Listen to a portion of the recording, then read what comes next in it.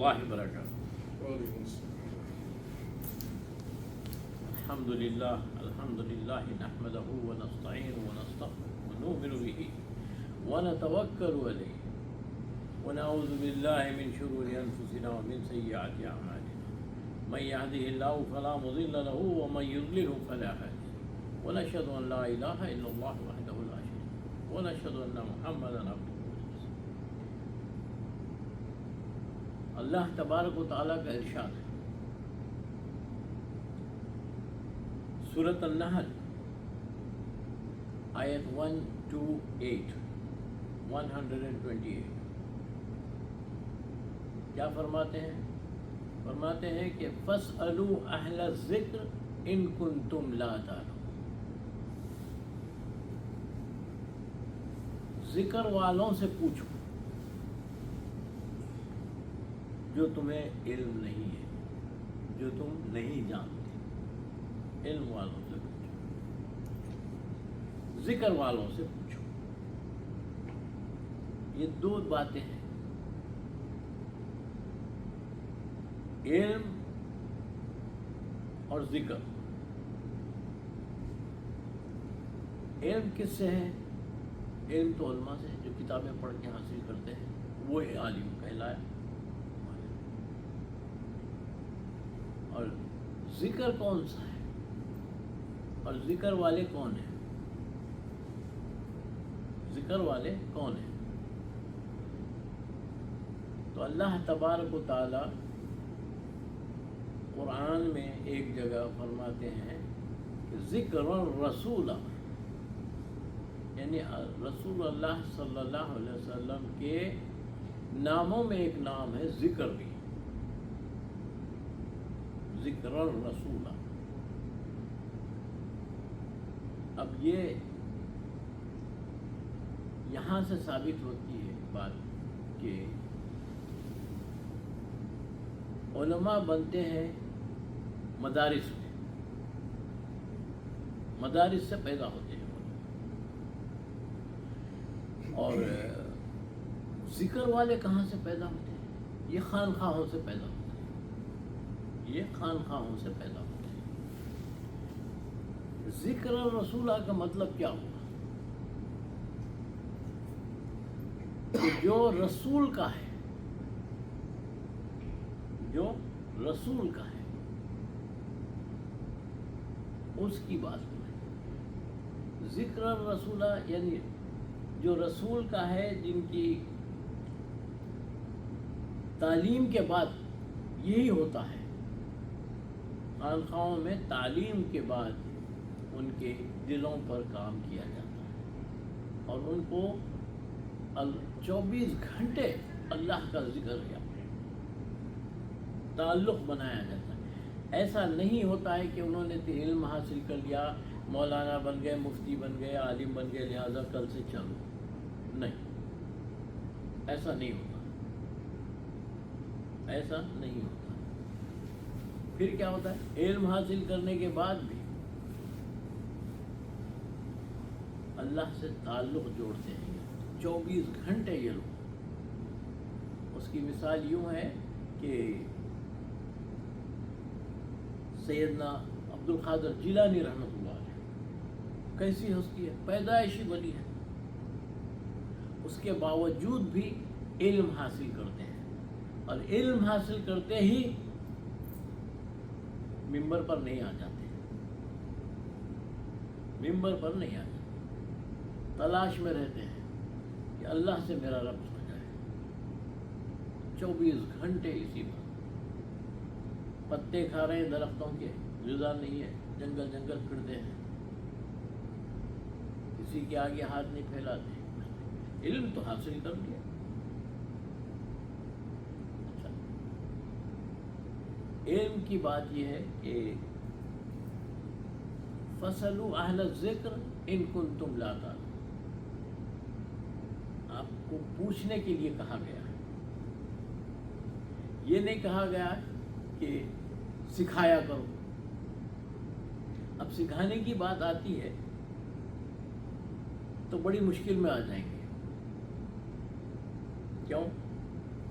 کہ سکھانے کے لیے آئے ہیں، گھر پہ آ گئے، سکھانے کا معاملہ ہے، تو بولے ابھی تو میں بزی ہوں، آپ جائیے۔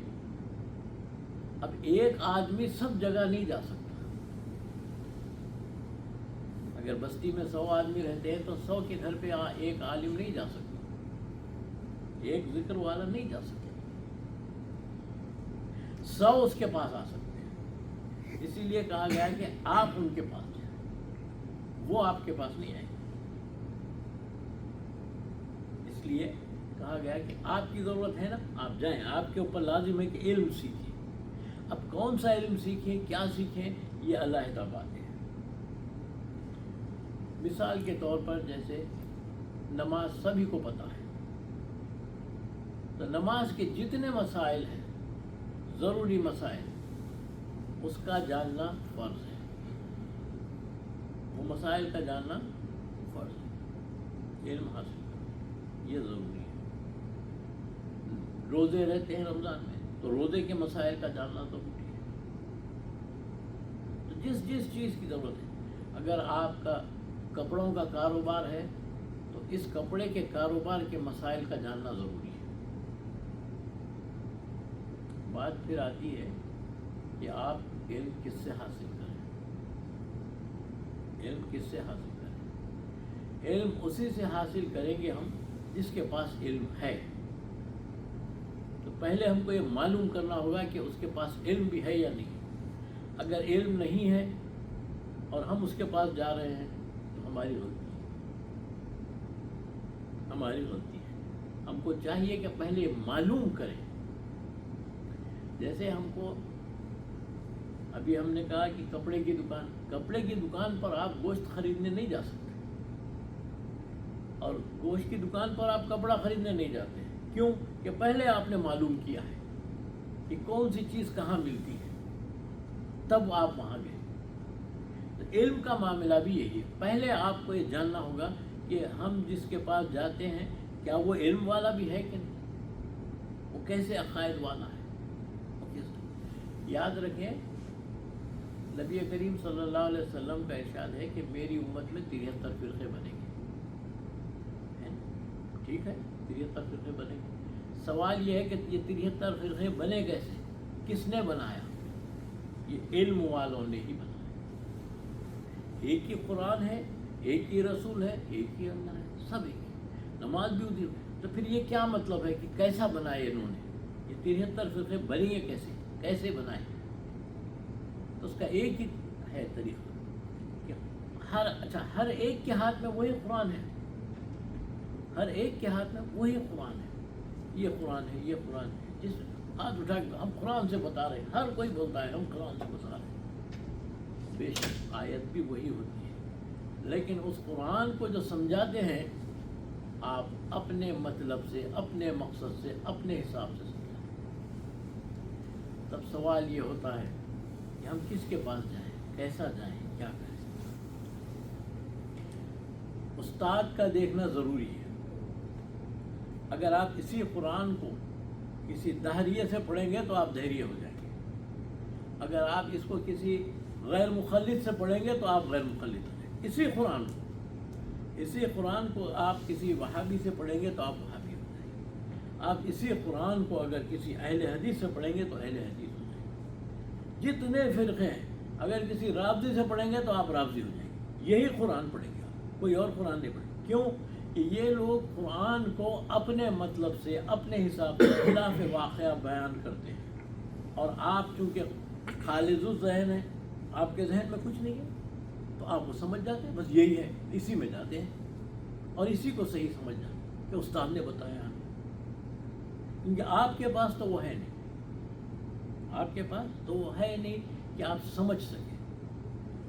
بعض ایک اور فرقہ بھی بن گیا ہے، ارے صاحب یہ لوگ تو ایسے ہی رہتے ہیں، یہ سب لڑائی جھگڑے والے، ہمیں کوئی ضرورت نہیں ہے، ہمیں کسی چیز کی ضرورت نہیں، ہم کو کسی چیز کی بھی ضرورت ہوتی ہے تو بس ہم انٹرنیٹ پہ ٹائپ کر لیتے ہیں، ہم کو جواب مل جاتا۔ آپ میں اتنی زیادہ صلاحیت ہے، اتنی زیادہ صلاحیت ہے کہ آپ انٹرنیٹ سے اچھی چیز بھی نکال سکتے ہیں، بری چیز۔ تو بولے کیسا؟ ایسا نہیں بھائی، تو ہم دیکھیں گے کہ جو اچھا ہے وہ لیتے ہیں، جو اچھا نہیں ہے وہ چھوڑ دیتے ہیں۔ ارے صاحب، آپ کو جب اتنا علم ہے کہ اچھا کون سا ہے برا کون سا ہے، تو پھر آپ جاتے کیوں؟ آپ کیوں تلاش کرتے ہو؟ آپ کتابیں کھولو، کتابیں پڑھو، معلوم کرو، یہ کرو۔ تو بہرحال علم حاصل کرنے کے لیے دیکھنا ضروری ہے کہ آپ کس کے پاس جائیں۔ اچھا، اگر اسی قرآن کو کسی عاشق رسول سے پڑھیں گے تو آپ عاشق رسول بن جائیں گے۔ یہی بات، یہ قرآن سب کے پاس ہے، قرآن سب کے پاس ہے، دیکھنا پڑے گا کس کے پاس جاتے ہیں، کون ہے، کیا ہے۔ ارے کیا صاحب، وہ بھی تو قرآن ہی پڑھا رہے ہیں نا، وہ بھی تو اللہ ہی کا ذکر کر رہے ہیں۔ ہاں، وہ بھی صحیح بات ہے، اللہ ہی کا ذکر کر رہے ہیں، مگر راستہ کدھر ہے یہ بھی تو دیکھنا ہوگا۔ کار ہر ایک کے پاس ہے، مگر منزل اگر آپ کی ایسٹ میں ہے اور آپ جا رہے ہیں ویسٹ میں، ان کے پاس بھی کار ہے، ان کے پاس بھی کار ہے۔ ارے صاحب، ان کے پاس بھی کار ہے، یہ تو اور اچھی کار ہے، ادھر سے جائیں۔ آپ ادھر سے منزل کو نہیں پہنچ سکتے، منزل سے دور ہو رہے ہیں، کیونکہ آپ جا رہے ہیں ویسٹ کو، آپ کو جانا ہے ایسٹ کو۔ عزیزان محترم، بات اتنی سی ہے کہ فَاسْأَلُوا أَهْلَ الذِّكْرِ إِن كُنتُمْ لَا تَعْلَمُونَ۔ اس طرح سے ہم کو چلنا ہے، دیکھنا ہے کہ اچھا صرف علم کے ساتھ ہی جو ہے نا، جیسے ہم مثال کے طور پہ کہتے ہیں کہ ڈاکٹر ہوتے ہیں لوگ، عام طور سے ڈاکٹر کا حساب کیا ہوتا ہے کہ وہ پڑھتے ہی ڈاکٹری نہیں کرتا ہے، اس کو ڈگری کی مل گئی، حالانکہ MBBS پاس کر لیا، ان کو مل گئی ڈگری، چلو شروع ہو گیا، کل سے کلینک پہ بیٹھی نہیں ہوتا، اس کو کم از کم 1 سال اور ٹریننگ کرنی پڑتی ہے۔ اس کے باوجود بھی پیشنٹ جانے سے گھبراتے ہیں، ارے نئے ہیں صاحب، کیا ہے ان کے ساتھ ہم سرجری کروا لیں گے؟ نہیں صاحب، ہم کیا کرتے ہیں، ہم ڈھونڈتے ہیں کہ کوئی زیادہ تجربے کا، کوئی زیادہ ایسا ہو جس کے ہاتھ میں شفا بھی ہو، تلاش کرتے ہیں۔ اس کے بعد پہلے اس کا ریکارڈ بھی دیکھتے ہیں کہ کتنے ہیں، ان کا کیا ریکارڈ ہے، کتنے اسٹار ہیں، کیا ہے ان کے ساتھ، پھر ہم اس کے پاس جاتے ہیں۔ یہی ہے، ایسا ہی ہے نا۔ اور یہ اگر نہیں ہے تو پھر ہمارے لیے مشکل کی بات ہے، جبکہ ہم جانتے ہیں کہ اس دنیا کو چھوڑنا ہے، اس کے باوجود اتنا اہتمام کرتے ہیں اپنی اس جانے والی زندگی کے لیے، اور آنے والی زندگی کے لیے کوئی اہتمام نہیں، آنے والی زندگی کے لیے کوئی اہتمام نہیں۔ یہ زندگی یہیں ختم نہیں ہو رہی، یہ زندگی چل رہی ہے۔ دیکھو، ہم لوگ سب سفر میں ہیں، ہم سب لوگ سفر میں ہیں۔ پہلے کب تھے؟ عالم ارواح میں تھے، عالم ارواح میں تھے، اللہ کے پاس کسی کو علم نہیں ہے، مگر تھے اللہ عالم ارواح میں۔ پھر عالم ارواح سے نکل کے کہاں آئے؟ اللہ نے چاہا کہ بدلو جگہ، یہاں سے موو ہو جاؤ، تو ہم ماں کی پیٹ میں آ گئے۔ جب تک اللہ نے چاہا ماں کے پیٹ میں رہے ہم، کوئی 7 مہینے رہا، کوئی 8 مہینے، کوئی 9 مہینے، کوئی 10 مہینے، جب تک اللہ نے چاہا رہا، حکم ہوا نکلو یہاں سے، ہم نکل گئے، پھر اس دنیا میں رہے، جب تک اللہ نے چاہا ہم رہیں گے، 10 سال، 5 سال، 50 سال، 70 سال، 100 سال، جتنی بھی ہماری عمر اللہ نے رکھی ہے ہم رہیں گے۔ پھر اس کے بعد حکم ہوگا یہاں سے چلو، تو پھر یہاں سے کہاں چلے؟ برزخ۔ اب یہ ہمارا سفر ہے، یہ مرتے کہیں نہیں ہیں، صرف موو ہو رہے ہیں ایک جگہ، جسم سے دوسرے جسم میں، ایک جہاں سے دوسرے جہاں۔ تو عزیزان محترم، انشاءاللہ ہم اس پر پھر آئندہ گفتگو کرتے ہیں۔ وما علینا الا البلاغ۔